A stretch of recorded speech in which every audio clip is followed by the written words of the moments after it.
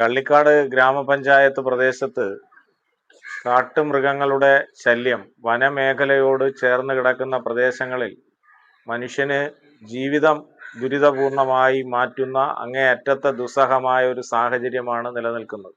ഇവിടെ നെയ്യാർ ഡാമിൽ നിന്ന് മരക്കുന്നം വഴി വ്ലാവട്ടിയിലേക്ക് വരുന്ന പ്രദേശത്ത് തുടർച്ചയായി കാട്ടുപോത്തിന്റെ ആക്രമണം ഉണ്ടാവുകയാണ്.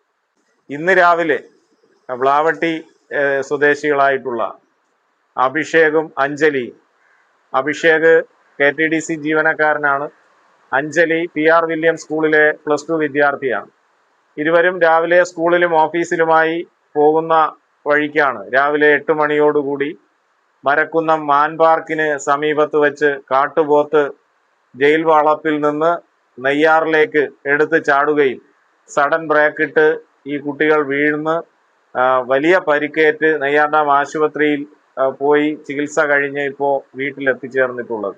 അത്ഭുതകരമായി തലനേര വ്യത്യാസത്തിലാണ് ഈ കുട്ടികൾ കാട്ടുപോത്തിൽ നിന്ന് രക്ഷപ്പെട്ടത്. ഇവിടെ മനുഷ്യന്റെ ജീവന് യാതൊരു വിലയുമില്ലാത്ത വിധത്തിൽ കാട്ടുമൃഗങ്ങളുടെ നിരന്തരമായ ശല്യം ഈ പ്രദേശത്തെ ജനങ്ങൾ അനുഭവിച്ചു കൊണ്ടിരിക്കുന്ന ഒരു ദുരിതപൂർണമായ സാഹചര്യമാണ് നിലനിൽക്കുന്നത്.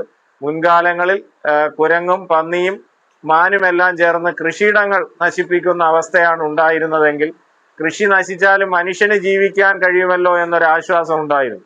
ഇപ്പോൾ കാട്ടുപോത്തിന്റെ ശല്യം കൂടി വന്നതോടുകൂടി മനുഷ്യന്റെ ജീവന് കൂടി ഭീഷണിയാകുന്ന ഒരു അവസ്ഥയാണുള്ളത്.